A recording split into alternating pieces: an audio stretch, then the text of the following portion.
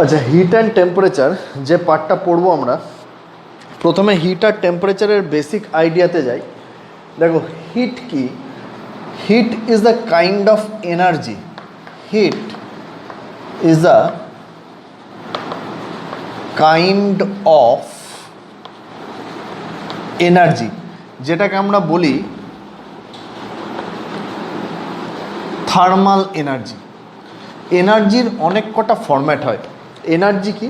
Energy হচ্ছে, আমরা যদি ডিফাইন করতে বলে যে ডিফাইন এনার্জি, তাহলে এনার্জি হচ্ছে capacity of doing work. This is actually energy. তোমাকে যদি আমি বলি এনার্জি কি, তুমি বলবে এনার্জি হচ্ছে এমন একটা ফিজিক্যাল কোয়ান্টিটি যেটা কাজ করতে লাগে। যার যত বেশি ওনার এনার্জি, সে তত বেশি ওয়ার্ক ডান করতে পারবে।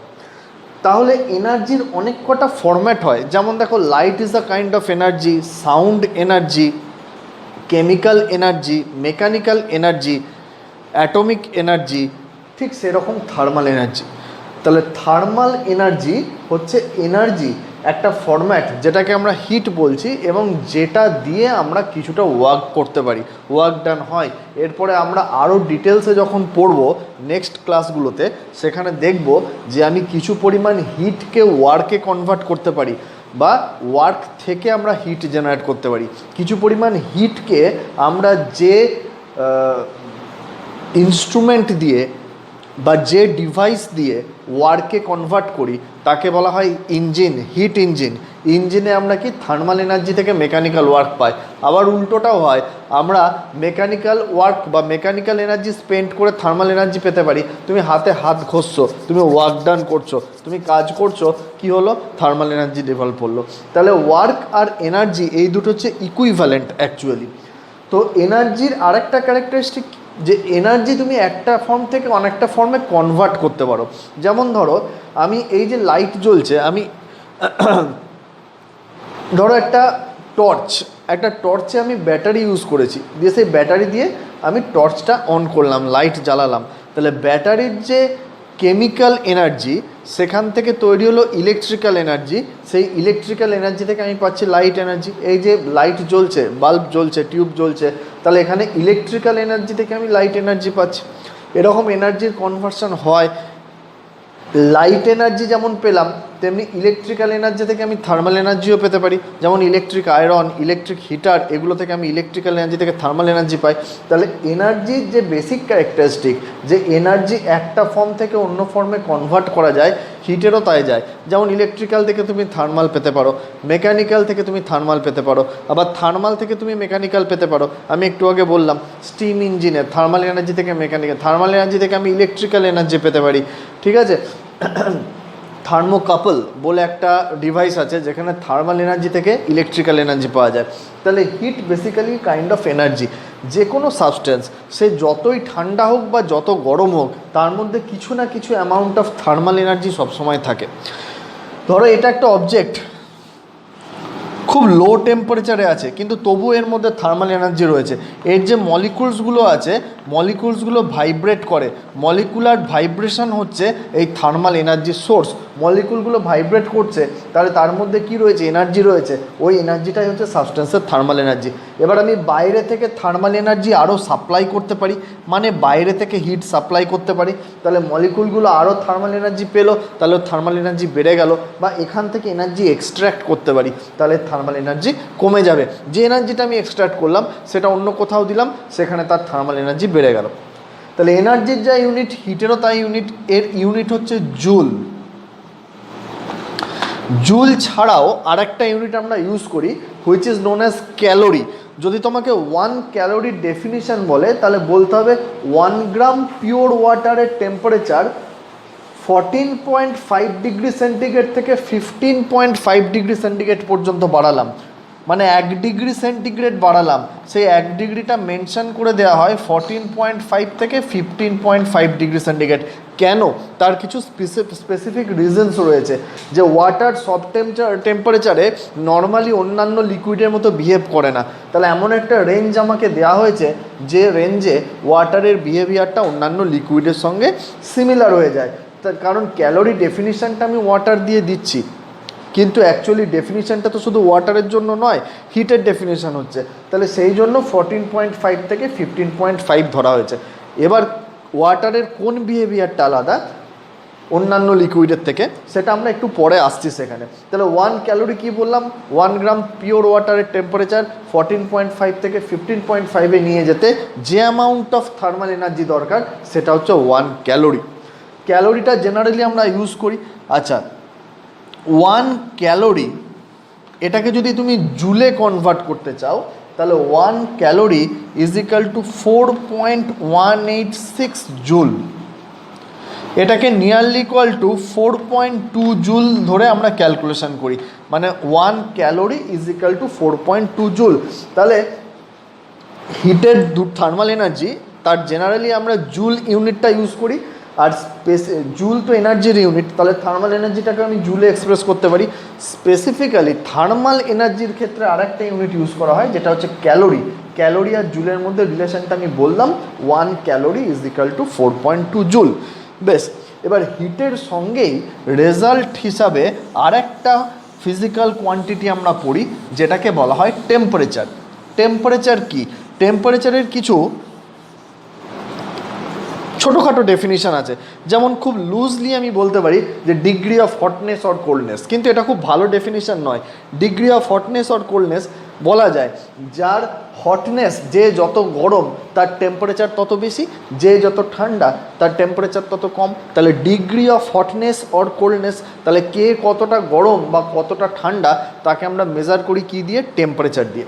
তুমি একটা জিনিস ভাবো, ধরো দুটো সাবস্টেন্স আছে, একটা হচ্ছে এ আর একটা হচ্ছে বি, দুটো টেম্পারেচার আলাদা, একটার হচ্ছে T1 আর একটার হচ্ছে T2। T1 greater than T2, ধরো একটা হচ্ছে 100 ডিগ্রি সেন্টিগ্রেড আর একটা হচ্ছে 10 ডিগ্রি সেন্টিগ্রেড, তাহলে 100 গ্রেটার দ্যান 10 এরকম। এবার দুটো সাবস্টেন্সকে আমি যদি কন্ট্যাক্টে রাখি তাহলে কি হবে? এ আর বি দুটো সাবস্টেন্সকে আমি যদি কন্ট্যাক্টে রাখি তাহলে যেটা হাই টেম্পারেচার সেখান থেকে যেটা লো টেম্পারেচার সেদিকে কি হবে?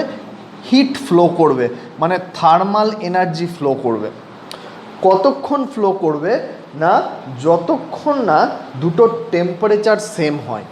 তাহলে টেম্পারেচার হচ্ছে এমন একটা ফিজিক্যাল কোয়ান্টিটি যেটা আমরা বলতে পারি কি যে যেটা হিট ফ্লোয়ের ডিরেকশন ডিটারমাইন করে। হিট সবসময় কোন দিকে ফ্লো করা হয়? হাই টেম্পারেচার থেকে লো টেম্পারেচার। তাহলে টেম্পারেচারকে আমরা বলতে পারি this is the result of thermal energy, or this is degree of hotness or coldness, or it is such a physical quantity which determines the direction of heat flow that is always from high to low temperature. যেমন দেখো আমরা কি দেখেছি, fluid flow করে high pressure থেকে low pressure. আমরা একটু পরে কিছুদিন পরে পড়ব কারেন্ট ফ্লো করে হাই পোটেনশিয়াল থেকে লো পোটেনশিয়াল, তেমনি হিট ফ্লো করে হাই টেম্পারেচার থেকে লো টেম্পারেচার। আচ্ছা, এই যে হিট ফ্লোটা এটা কতক্ষণ চলবে? এটা ততক্ষণ চলবে যতক্ষণ না দুটো টেম্পারেচার সেম হয়। তাহলে দুটো টেম্পারেচার যখন সেম হবে, মানে দুটো যখন একটা কমন টেম্পারেচারে চলে আসবে টি সাপোজ, তখন কি হিট ফ্লোটা বন্ধ হয়ে যাবে। তাহলে টেম্পারেচার বেসিক্যালি কি? দেখো, যখন কোনো একটা সাবস্টেন্সের কথা তুমি ভাবছো, আমি বললাম সাবস্টেন্সের মধ্যে অ্যাটমস থাকতে পারে, মলিকুলস থাকতে পারে, তাহলে এগুলো ভাইব্রেট করছে নিজের পজিশনে থেকেই, এরা কন্টিনিউয়াস ভাইব্রেট করছে, মানে এদের একটা ভেলোসিটি রয়েছে। ভাইব্রেট করছে যখন, তাহলে অসিলেট করছে তুমি বলতে পারো, ভাইব্রেট করছে যেরকম, তাহলে এদের একটা কাইনেটিক এনার্জি রয়েছে যেটাকে আমরা বলি molecular kinetic energy. Molecular kinetic energy, যার মুভমেন্ট আছে, তার স্পিড আছে, তাহলে তারই কাইনেটিক এনার্জি থাকবে। তো এই মলিকুলার কাইনেটিক এনার্জি এর আউটকামটাই হচ্ছে টেম্পারেচার। যার মলিকুলার কাইনেটিক এনার্জি যত বেশি তার টেম্পারেচার তত বেশি, আর মলিকুলার কাইনেটিক এনার্জি কম হলে টেম্পারেচার কম হবে। ধরো তুমি এই সাবস্টেন্সটাকে গরম করছো, বাইরে থেকে থার্মাল এনার্জি সাপ্লাই করছো, তাহলে থার্মাল এনার্জি যখন সাপ্লাই করছো সেই এনার্জি কে নিল? সেই এনার্জি মলিকুলসগুলো নিল। তাহলে ওর তো এই নিজস্ব এনার্জি কিছু ছিল, তাহলে বাইরে থেকে যখন আরও এনার্জি ওকে দিলাম, ওর এনার্জি কী হলো, বেড়ে গেল। তাহলে এনার্জি বেড়ে গেল, তাহলে ও আরও বেশি ভাইব্রেট করতে শুরু করলো, তাহলে আরও হাই ফ্রিকোয়েন্সিতে ভাইব্রেট করতে শুরু করলো। তাহলে যত ওর ফ্রিকোয়েন্সি বাড়লো, কেন বাড়লো, ভাইব্রেশনের এনার্জি কেন বাড়লো, কারণ বাইরে থেকে আমি ওকে এনার্জি দিয়েছি, ওর নিজস্ব এনার্জি ছিল, আরও এনার্জিও বাইরে থেকে পেয়েছে। তাহলে ওর কি বেড়ে গেল, অ্যাকচুয়ালি কাইনেটিক এনার্জি বেড়ে গেল, মলিকুলার কাইনেটিক এনার্জি বেড়ে গেল, মানে ওর টেম্পারেচার বেড়ে গেল। যখন আমি এনার্জি এক্সট্র্যাক্ট করে নেবো, তখন এই মলিকুলসগুলো থেকে এনার্জি বেরিয়ে আসবে, তাহলে মলিকুলসগুলোর এনার্জি কমে গেল, মানে মলিকুলার কাইনেটিক এনার্জি কমে গেল, এবং তখন কি হবে, তাহলে তার টেম্পারেচার কমে যাবে, সিম্পল ব্যাপার। তাহলে হিট আর টেম্পারেচার বেসিক্যালি দুটো আলাদা ফিজিক্যাল কোয়ান্টিটি, কিন্তু রিলেটেড। আমি থার্মাল এনার্জি সাপ্লাই করে বা থার্মাল এনার্জি অ্যাবজর্ব করে টেম্পারেচারে চেঞ্জ করতে পারি। তো এবার দেখো যে কোনো একটা অবজেক্ট কতটা থার্মাল এনার্জি নেবে বা কতটা থার্মাল এনার্জি ছাড়বে, সেটা মেনলি তিনটে ফ্যাক্টরের উপর ডিপেন্ড করে: মাস, মেটেরিয়াল আর চেঞ্জ ইন টেম্পারেচার। যার মাস যত বেশি, তার টেম্পারেচার ইনক্রিজ করতে আমাকে তত বেশি থার্মাল এনার্জি বা হিট সাপ্লাই করতে হয়। আমি একটা এক্সাম্পল দিই, ধরো দুটো কন্টেনার আছে, একটাতে এইটা জল আছে আর একটাতে এতটা জল আছে। দুটো জলেরই টেম্পারেচার 10 ডিগ্রি সেন্টিগ্রেড, দুটোর মেটেরিয়াল তাহলে সেম, ওয়াটার ওয়াটার, দুটোরই টেম্পারেচার ইনিশিয়াল সেম। ধরো টেম্পারেচার আমি বাড়িয়ে 30 ডিগ্রি সেন্টিগ্রেড করবো, তাহলে ফাইনাল টেম্পারেচারও দুটোর সেম, মানে এটাকেও 20 ডিগ্রি সেন্টিগ্রেড গরম করব, এটাকেও করব। তাহলে দুটোতে কি সেম হিট লাগবে? না। এক গ্লাস 10 ডিগ্রি সেন্টিগ্রেডের জলকে 30 ডিগ্রি সেন্টিগ্রেড নিয়ে যেতে তোমার যা হিট লাগবে, আমি যদি একটা টাব জলে ভর্তি করে দিই, এক বালতি জল দিয়ে দিই, তাহলে সেখানে সেই জলটার টেম্পারেচার 10 থেকে 30 নিয়ে যেতে তোমার বেশি হিট লাগবে। তাহলে এখানে কি দেখছি, যার মাস বেশি, একে ধরো Q1 হিট দিয়ে হয়ে গেল, একে কিন্তু আমাকে বাইরে থেকে Q2 হিট সাপ্লাই করতে হবে। Q2 ওখানে বেশি হিট সাপ্লাই করতে হবে, কেন, ওর মাস বেশি। অবভিয়াসলি এইটুকু জলকে গরম করতে যে হিটে কাজ হয়ে যায়, বেশি জল হলে বেশি হিট লাগবে, তাহলে মাসের ওপর ডিপেন্ড করে। আচ্ছা, মেটেরিয়ালের ওপর ডিপেন্ড করে। ধরো দুটোই সেম অ্যামাউন্ট রয়েছে, এত দূর রয়েছে,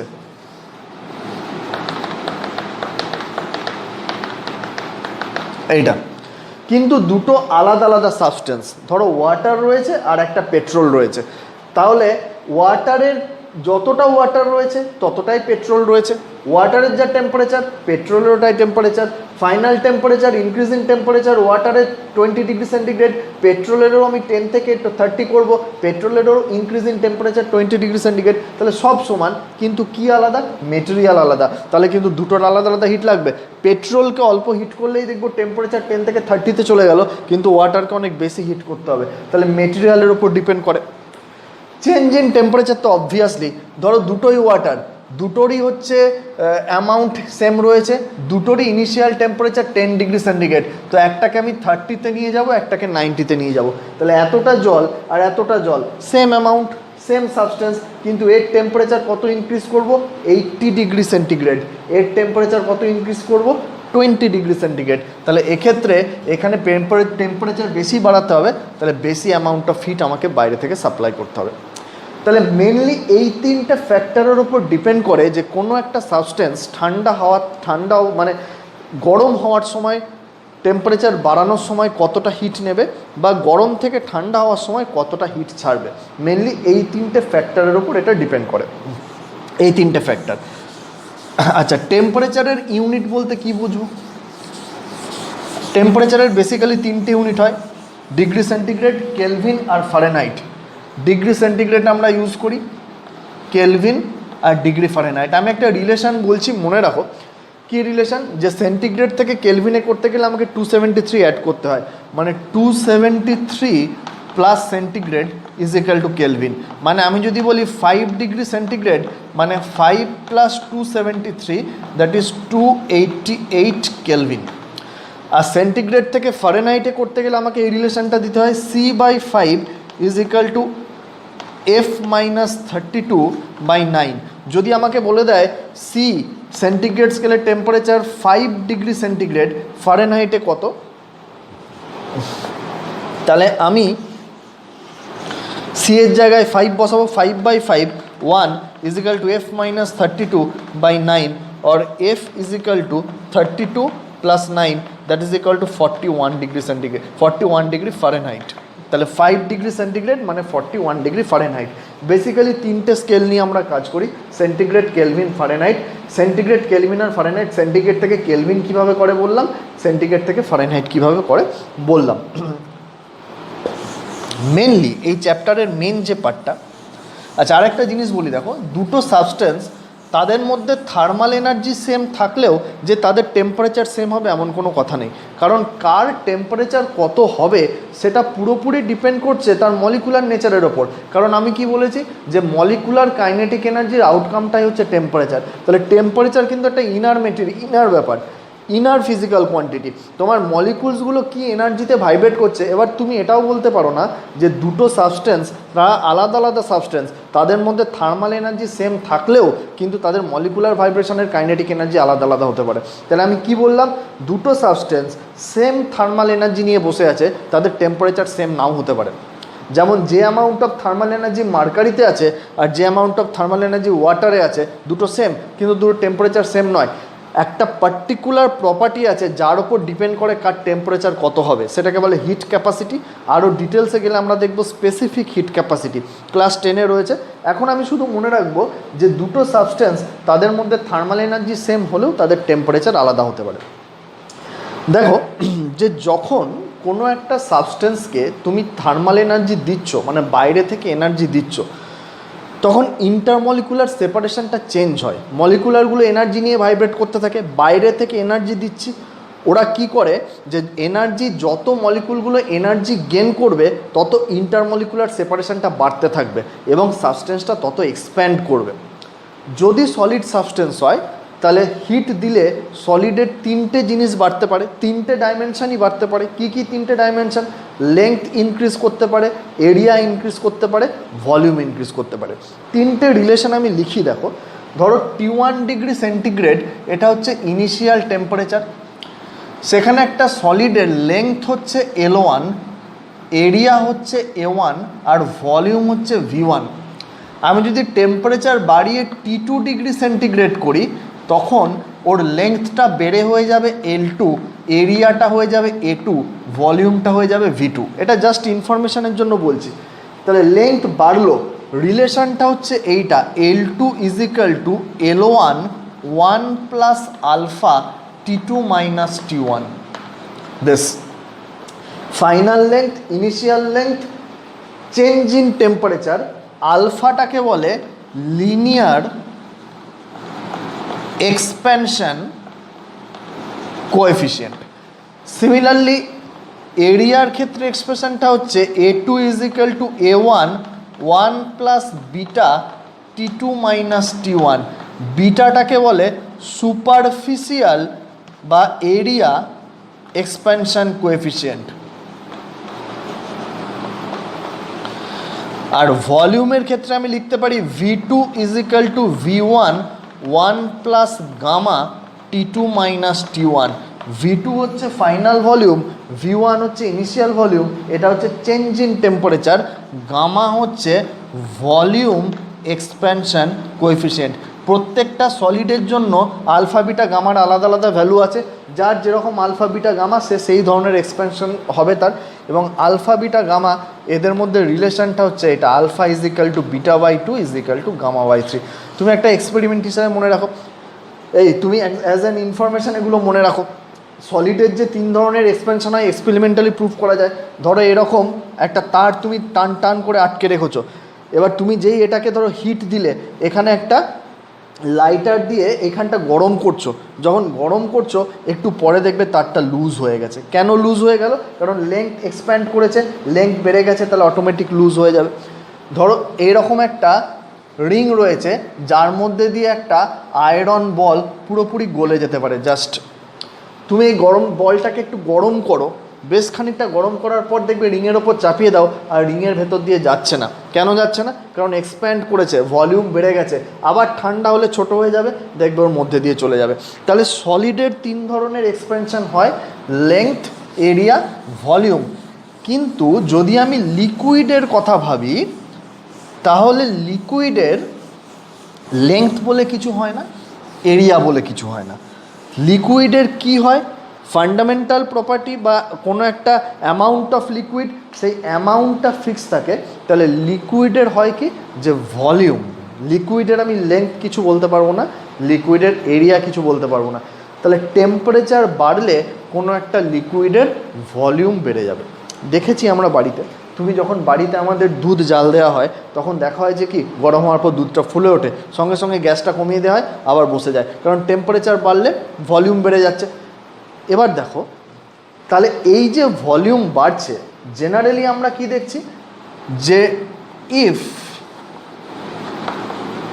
temperature increases, volume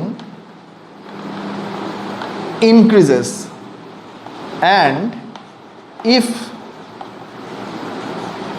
temperature decreases, volume decreases। তাহলে তুমি তো ভাবলে ভালো, আমি 1 লিটার দুধ কিনে নিয়ে এসেছি, গরম করলাম, ভলিউম বেড়ে 2 লিটার হয়ে গেল, কিন্তু ব্যাপারটা সেরকম নয়।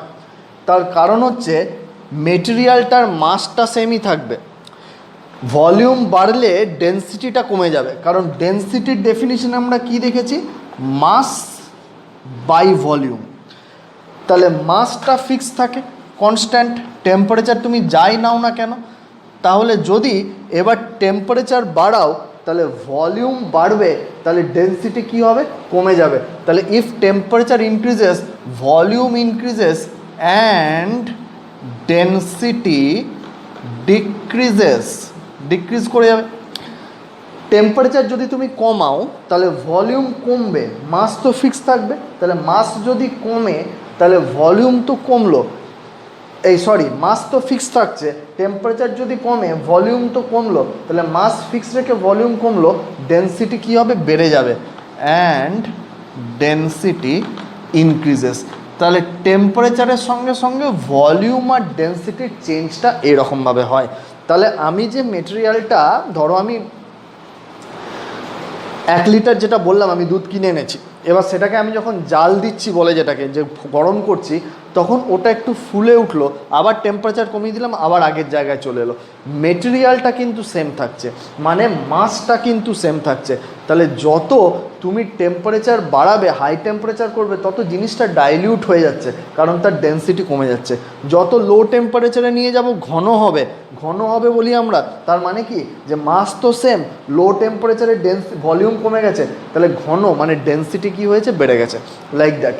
তো এই যে এটা আমরা বললাম, তাহলে এটা তো একটা প্রপার্টি বললাম, যে টেম্পারেচার বাড়লে ভলিউম বাড়বে, ডেনসিটি কমবে, টেম্পারেচার কমলে ভলিউম কমবে, ডেনসিটি বাড়বে। এটা সবার ক্ষেত্রে ট্রু, কিন্তু জলের ক্ষেত্রে, ওয়াটারের ক্ষেত্রে এটা একটুখানি আলাদা। একটা স্পেসিফিক টেম্পারেচার রেঞ্জের মধ্যে ওয়াটার অন্যান্য লিকুইডের থেকে পুরো উল্টো প্রপার্টি দেখায়। এটাকে আমরা বলি কি, anomalous expansion of water. Anomalous expansion of water কেন হয় সেটা একটু হায়ার লেভেলের পড়াশোনা। কি হয় আপাতত আমরা তার মধ্যে নিজেদের লিমিটেড রাখবো। কি অ্যানোমালাস এক্সপ্যানশন? 0 ডিগ্রি সেন্টিগ্রেড থেকে 4 ডিগ্রি সেন্টিগ্রেড, এই টেম্পারেচার রেঞ্জের মধ্যে ওয়াটারের প্রপার্টিটা আলাদা। কীরকম আলাদা না, এর 0 থেকে 4 পর্যন্ত যদি টেম্পারেচার আমি ইনক্রিজ করি, তাহলে ওয়াটারের ভলিউম কিন্তু ইনক্রিজ করবে না, কমে যাবে। টেম্পারেচার বাড়লে ভলিউম কমবে। আর আমি যদি টেম্পারেচার কমাই, তাহলে ভলিউম কি হবে, বাড়বে। তাহলে এই যে 0 থেকে 4 ডিগ্রি সেন্টিগ্রেড, এর মধ্যে জল পুরো উল্টো প্রপার্টি দেখায়। টেম্পারেচার যদি আমি বাড়াই তাহলে ভলিউম ডিক্রিজ করে 4 পর্যন্ত, আর টেম্পারেচার যদি কমাই তাহলে ভলিউম বেড়ে যায়।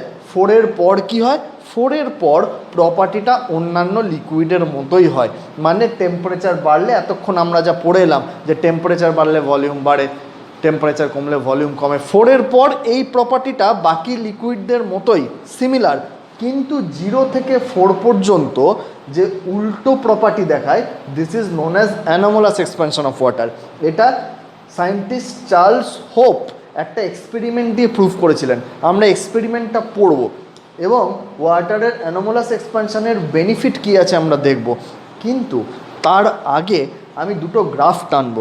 সেটা হচ্ছে টেম্পারেচারের সঙ্গে ভলিউমের গ্রাফ ওয়াটারের ক্ষেত্রে, আর টেম্পারেচারের সঙ্গে ডেন্সিটির গ্রাফ।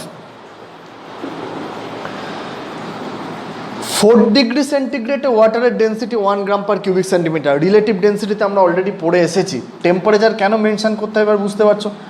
দেখো এইদিকে আমি বসাচ্ছি টেম্পারেচার, এইদিকে বসাচ্ছি ভলিউম অফ ওয়াটার। ধরো এটা 0 ডিগ্রি সেন্টিগ্রেড, এটা 4 ডিগ্রি সেন্টিগ্রেড। ধরো 0 ডিগ্রি সেন্টিগ্রেডে একটা পার্টিকুলার ভলিউমের ওয়াটার রয়েছে ভি। এবার টেম্পারেচার যখন আমি বাড়াচ্ছি, জেনারেলি কি হয়, টেম্পারেচার বাড়লে ভলিউম বাড়ে, কিন্তু জলের ক্ষেত্রে টেম্পারেচার বাড়লে 0 থেকে 4 পর্যন্ত অ্যানোমালাস এক্সপ্যানশন, তার মানে টেম্পারেচার বাড়লে ভলিউম কমবে, তাহলে কমছে, ভলিউম কমতে কমতে 4 ডিগ্রি সেন্টিগ্রেডে ভলিউমটা মিনিমাম হলো। 4 ডিগ্রি সেন্টিগ্রেডে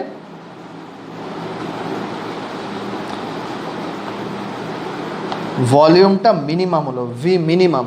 এরপর যদি আমি টেম্পারেচার বাড়াই তাহলে ভলিউম কি হবে, আবার বাড়তে থাকবে। 4-এর পর বাকি লিকুইডের মতো প্রপার্টি। এটা হচ্ছে volume versus temperature graph. Volume তাহলে মিনিমাম কত, 4 ডিগ্রি সেন্টিগ্রেডে। আচ্ছা, density is equal to mass by volume. Volume যদি মিনিমাম হয় ডেন্সিটি কি হবে, ম্যাক্সিমাম হবে। তাহলে আমি যখন density of water versus temperature graph আঁকবো, এদিকে টেম্পারেচার, এদিকে ডেন্সিটি অফ ওয়াটার, এটা 0 ডিগ্রি সেন্টিগ্রেড, এটা 4 ডিগ্রি সেন্টিগ্রেড। দেখো 0 ডিগ্রি সেন্টিগ্রেড একটা পার্টিকুলার ডেন্সিটি রয়েছে ওয়াটারের 0.99 সামথিং, বইয়ে দেখবে এক্স্যাক্ট ভ্যালুটা দেওয়া আছে।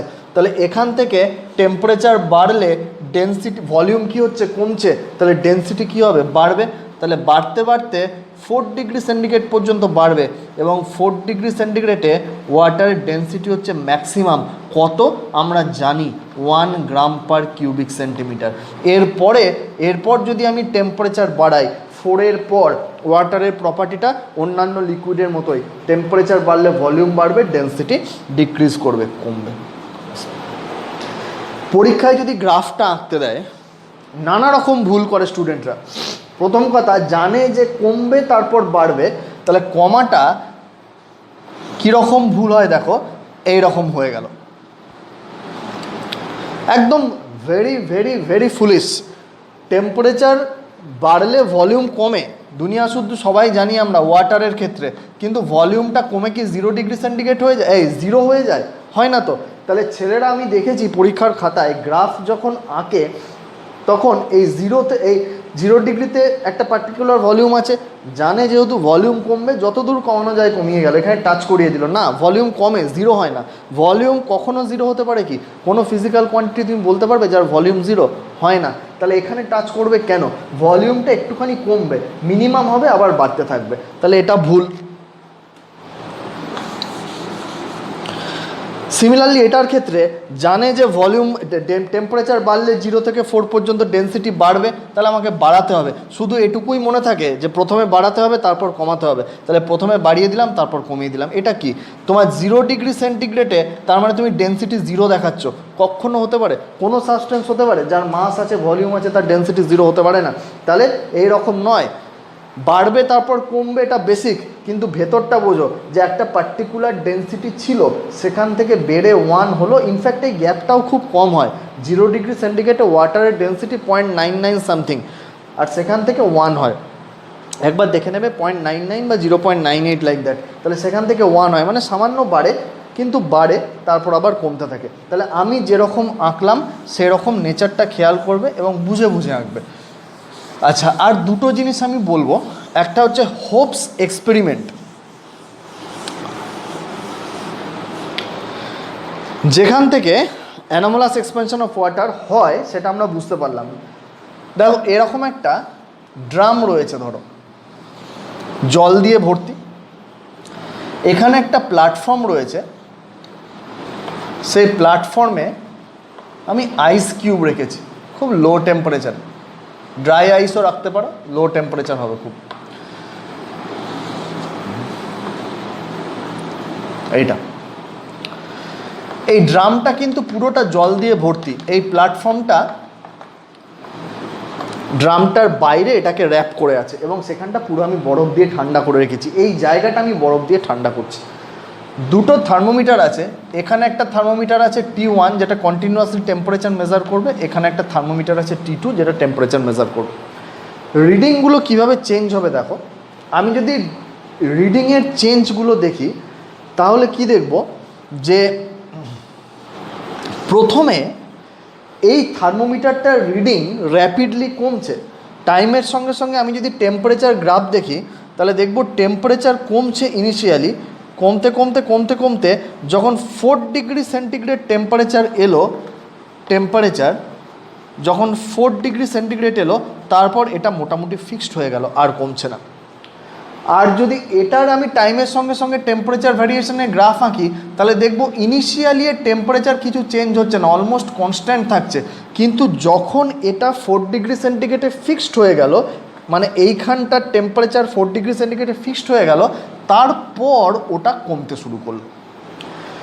কি দেখলাম আমি শুধু বললাম অবজারভেশন, যে দুটো আমি কি করেছি এক্সপেরিমেন্টাল সেটআপটা, যে একটা ড্রামে জল ভরেছি, ড্রামের গায়ে একটা প্ল্যাটফর্ম করেছি, সেখানে আইস রেখে দিয়েছি, ভেতরের জলটা তাহলে ঠান্ডা হচ্ছে আস্তে আস্তে, একটা থার্মোমিটার ওপরে লাগিয়েছি একটা নিচে, আমি দেখছি যে নিচের থার্মোমিটারটা টেম্পারেচার হুড়মুড় করে নামছে কিন্তু 4 ডিগ্রি সেন্টিগ্রেড অবধি নেমে ফিক্সড হয়ে গেল, ওপরের থার্মোমিটারটার টেম্পারেচার প্রথমে নামেনি, অলমোস্ট কনস্ট্যান্ট ছিল, এটা ফিক্সড হয়ে গেল, তারপর এটার টেম্পারেচার কমতে শুরু করলো।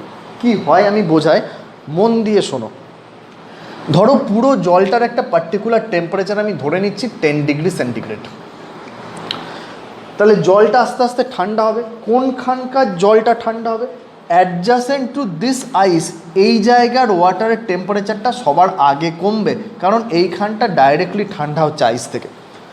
ধরো তাহলে এইখানকার টেম্পারেচার 10 থেকে কমে 8 ডিগ্রি সেন্টিগ্রেড হলো, নিচের জলের টেম্পারেচার কত 10 ডিগ্রি সেন্টিগ্রেড, ওপরের জলের টেম্পারেচার কত 10 ডিগ্রি সেন্টিগ্রেড। তাহলে টেম্পারেচার কমলো, জলের ভলিউম কি হবে, কমবে, ভলিউম যদি কমে ডেন্সিটি কি হবে, বাড়বে। আমি পাশে রিলেশনটা লিখে রাখি, density is equal to mass by volume. তাহলে টেম্পারেচার কমলো, ভলিউম কমলো, ভলিউম কমলো, ডেন্সিটি বাড়বে, তাহলে এই জলটার ডেন্সিটি বেড়ে গেল, তাহলে এই জলটা ভারী হয়ে গেল, এটা নিচে চলে যাবে, তাহলে নিচের জলটার টেম্পারেচার হলো 8 ডিগ্রি সেন্টিগ্রেড, আর এইখানকে যে জলটা ছিল সেটা শিফট হয়ে এখানে চলে যাবে, তাহলে এটা হয়ে গেল কত 10 ডিগ্রি সেন্টিগ্রেড। তাহলে এই থার্মোমিটারটার রিডিং কী হলো, 10 থেকে কমে 8 হলো। তাহলে এইটা জলেরটা আইসের সঙ্গে কন্ট্যাক্টে গেল, ওই জায়গায় চলে গেল, ওই লেয়ারটার টেম্পারেচার কমছে, এটা ধরো 10 থেকে কমে 8 হলো, 8 থেকে কমে এটা 6 ডিগ্রি সেন্টিগ্রেড হলো। তুমি বলবে 10 থেকে কমে যখন 8 হলো তখন এই দুটোর মধ্যে কনভেকশন হবে না, উত্তর হচ্ছে না, হবে না, কারণ ডেন্সিটি তো এর বেশি, এটা তো ওপরে আছে, এটা তো হাই ডেন্সিটির ওয়াটার, তাহলে এটা নিচেই থাকতে চাইবে, এটা নিচেই থাকবে। তাহলে এর টেম্পারেচার যখন 6 হলো, দেখো 8 থেকে কমে 6 হলো, জলের টেম্পারেচার কমছে, ভলিউম কমবে, মানে ডেন্সিটি বাড়বে, তাহলে এখন এই জলটার মধ্যে এর ডেন্সিটি বেশি, তাহলে এ কি হলো, নিচে চলে গেল, তাহলে এখানকার টেম্পারেচার 6 হয়ে গেল, এ ওপরে চলে গেল, এখানকার টেম্পারেচার 8 হয়ে গেল। তাহলে এই প্রসেস চলছে, তাহলে এই থার্মোমিটার রিডিং আরও কমলো, 10 থেকে কমে 8, 8 থেকে কমে 6 হয়েছে, এই জলটা কিন্তু অলমোস্ট 10 ডিগ্রি সেন্টিগ্রেডেই রয়ে গেছে। টেম্পারেচার আরও কমলো, এর 8 থেকে কমে 6 হলো, 6 থেকে 5 হলো, 5 থেকে 4 হলো, যখন 4 ডিগ্রি সেন্টিগ্রেড হলো, টেম্পারেচার 8 থেকে 4 হয়েছে, টেম্পারেচার কমেছে, ভলিউম কমেছে, ডেন্সিটি বেড়েছে, তাহলে এই 4 ডিগ্রি সেন্টিগ্রেডের জলটা নিচে চলে গেছে 4 ডিগ্রি সেন্টিগ্রেড, আর এই 6 ডিগ্রি সেন্টিগ্রেডের জলটা উপরে চলে গেছে। তাহলে এই থার্মোমিটারের রিডিং দেখো, 10 থেকে কমে 4, 4 থেকে 8, 10 থেকে 8, 8 থেকে 6, 6 থেকে 4 হলো রিডিং কমছে। যেহেতু এইখানে কোনো রকম কনভেকশন হচ্ছে না, তাহলে এইখানে কি হচ্ছে যে এই টেম্পারেচারটা অলমোস্ট সেম থাকছে। এবার এই জলটার টেম্পারেচার 6 থেকে কমে 5, 5 থেকে 4, 4 থেকে যখন 3 হবে, তাহলে এই জলটার 6 থেকে কমে 5, 5 থেকে কমে 4, 4 থেকে কমে যখন 3 ডিগ্রি সেন্টিগ্রেড হবে, তখন কি হবে দেখো, 4 ডিগ্রি সেন্টিগ্রেড থেকে জলের টেম্পারেচার কমে 3 ডিগ্রি সেন্টিগ্রেড হলো, টেম্পারেচার কমলো, কিন্তু এখন আর জলের ভলিউম কমবে না। Anomalous expansion of water, temperature কমলো, জলের ভলিউম কি হবে, বেড়ে যাবে, কারণ ওয়াটারের কি হয়, অ্যানোমালাস এক্সপ্যানশন। তাহলে 4 থেকে 3 হলো, টেম্পারেচার কমলো, ভলিউম বেড়ে যাবে, তাহলে ভলিউম বাড়লে ডেন্সিটি কি হবে, কমে যাবে। তাহলে এই দুটো জলের মধ্যে কম্পেয়ার করো, এর ডেন্সিটি কম, এর ডেন্সিটি বেশি, তাহলে ডেন্সিটি বেশি, এটা হেভি, এটা নিচেই বসে থাকবে, এই জল আর উপরে উঠবে না। দেখো আমরা যখন ডেন্সিটি ভার্সেস টেম্পারেচার গ্রাফ আঁকলাম, তখন দেখলাম কি যে 4 ডিগ্রি সেন্টিগ্রেডের জলের ডেন্সিটি হচ্ছে ম্যাক্সিমাম, তাহলে এই জলটা সব থেকে ভারী, তাহলে 4 ডিগ্রি সেন্টিগ্রেডের যে জলটা নিচে নেমে গেছে সেটার ওপরে উঠবেই না, তাহলে এইখানকার জলটার টেম্পারেচার 4 ডিগ্রি সেন্টিগ্রেডই থাকবে, এবং এই টেম্পারেচারটা 4-এ ফিক্সড হয়ে গেল। তাহলে যত 4 থেকে কমে 3 হচ্ছে, 3 থেকে কমে 0 হচ্ছে, তত কি হচ্ছে, টেম্পারেচার 4 থেকে 0 রেঞ্জের মধ্যে কি হবে, টেম্পারেচার যখন কমবে জলের ভলিউম কিন্তু আর কমবে না, উল্টে কি হবে, অ্যানোমালাস এক্সপ্যানশন, টেম্পারেচার কমলে ভলিউম বেড়ে যাবে, তাহলে ভলিউম বেড়ে যাবে, ডেন্সিটি কম হবে, তাহলে এই জলটা লো ডেন্সিটির জল, তাহলে এটা নিচে আসবে না।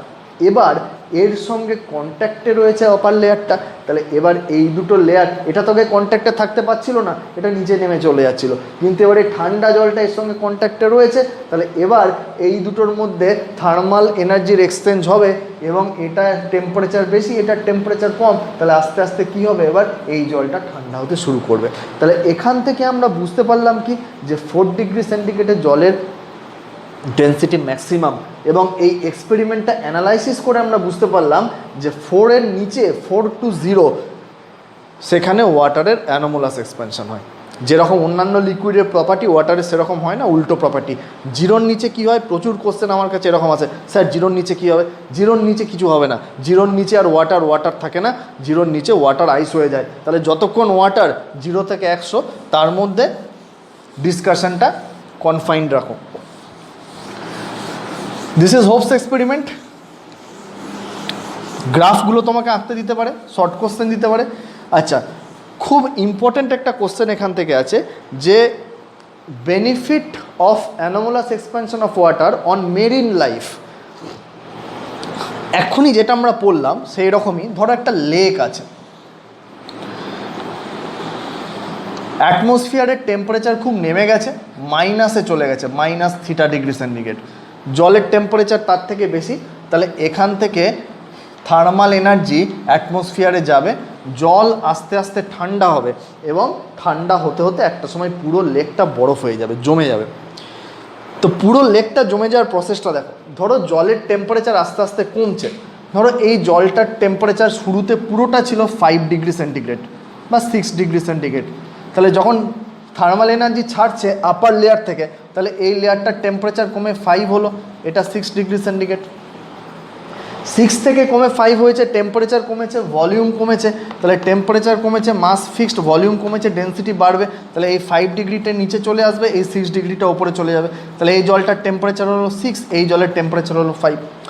এবার এই হিট ছাড়বে, অ্যাটমসফিয়ারের সঙ্গে কন্ট্যাক্টে আছে, হিট ছেড়ে এ 6 থেকে 5 হলো, 5 থেকে 4 হলো, তাহলে এবার 6 থেকে 4 হলো, তাহলে টেম্পারেচার কমেছে, ভলিউম কমেছে, ডেন্সিটি বেড়েছে, তাহলে 4 ডিগ্রি সেন্টিগ্রেডের জলটা ভারী, নিচে চলে এলো, নিচে যে 5 ডিগ্রি সেন্টিগ্রেডের জলটা ছিল সেটা উপরে চলে গেল, 5 থেকে 4 হলো। এবার 4 থেকে যখন 3 হবে, এই জলটার টেম্পারেচার যখন 4 ডিগ্রি সেন্টিগ্রেড থেকে 3 ডিগ্রি সেন্টিগ্রেড হবে তখন কি হবে, টেম্পারেচার কমলো, তখন কিন্তু ভলিউম কমবে না, অ্যানোমালাস এক্সপ্যানশন অফ ওয়াটার কী হবে, ভলিউম বেড়ে যাবে, মানে ডেনসিটি কী হবে, কমে যাবে। তাহলে ডেনসিটি কমে গেল, তাহলে এই জলটার কিন্তু লো ডেনসিটির জল নিচে নামবে না, ওখানেই থাকবে। তাহলে এটা 3 থেকে কমলো, 3 থেকে কমে কমে আস্তে আস্তে 2 হলো, 2 থেকে আস্তে আস্তে ঠান্ডা হচ্ছে, হিট ছাড়ছে, 2 থেকে 1 হলো, 1 থেকে 0 হলো। তাহলে একটা সময় এই আপার লেয়ারটা কি হলো, 0 ডিগ্রি সেন্টিগ্রেডে ফিক্সড হয়ে গেল, এই ফ্রিজ করে গেল 0 ডিগ্রি সেন্টিগ্রেড। কিন্তু এই যে নিচের জলটা, এই যে জলটা, এই জলটার টেম্পারেচার যখন 4 ডিগ্রি সেন্টিগ্রেড হয়েছে তখন তো নিচে চলে এসছে, আর 4 ডিগ্রি সেন্টিগ্রেডের জল তো সব থেকে হেভি, তাহলে এ তো নিচেই বসে থাকবে, এ কি আর ওপরে উঠবে, ওপরে উঠবে না, কারণ এর ডেনসিটি হচ্ছে ম্যাক্সিমাম। তাহলে এ যদি আর ওপরে না ওঠে, এ যদি আর ওপরে না ওঠে তাহলে এটা অ্যাটমসফিয়ারের সঙ্গে কন্ট্যাক্টে আসবে না, এ আর ঠান্ডা হবে না। তাহলে ঠান্ডা যদি না হয় এটা ফ্রিজ করবে না। তাহলে যে সমস্ত মেরিন লাইফ রয়েছে, মাছ ধরো, গাছপালা বা জলের নিচে যারা থাকে, তারা এই ফ্রিজ করে যাচ্ছে না। গোটা জলটা বরফ হয়ে গেলে সব ফ্রিজ করে যেত, সমস্ত মাছ মরে যেত, কিন্তু যেহেতু নিচের জলটা ফ্রিজ করছে না, 4 ডিগ্রি সেন্টিগ্রেডে রয়ে যাচ্ছে, তাই এরা কি হচ্ছে, বেঁচে থাকছে। ব্যাপারটা বুঝতে পারলে কি, যে এখানকার টেম্পারেচার কিন্তু 0, 1, 2, 3, এই যে 4 ডিগ্রি সেন্টিগ্রেডের জল, এই জলের ডেনসিটি সব থেকে বেশি। তাহলে এই জলের ডেনসিটি সব থেকে বেশি বলে এটা নিচেই রয়েছে, মানে জলটা জলই থাকছে, বরফ হয়ে যাচ্ছে না। তাহলে যখন আমরা কোনো ফ্রোজেন লেক দেখছি, তাহলে ওপরে কিন্তু আইস রয়েছে, কিন্তু ওই লেকের ভেতরে কিন্তু জলই রয়েছে, এবং সেই জলের টেম্পারেচার কত, 4 ডিগ্রি সেন্টিগ্রেড। এছাড়া অ্যানোমালাস এক্সপ্যানশন অফ ওয়াটারের আরও অনেক কিছু রয়েছে, ঠিক আছে, এবং সেগুলো পড়বে তুমি, এবং সেগুলো যখন পড়বে তখন দেখবে যে ওয়াটারের অ্যানোমালাস এক্সপ্যানশনের কী কী বেনিফিট রয়েছে। আচ্ছা, তাহলে এই পার্টটা এত দূর পড়া হলো। এখানটা ডিটেলসে পড়ো, যার যা বই আছে ডিটেলসে পড়ো, সেখান থেকে যা যা কোশ্চেন আসবে ডিসকাশন হবে এরপর।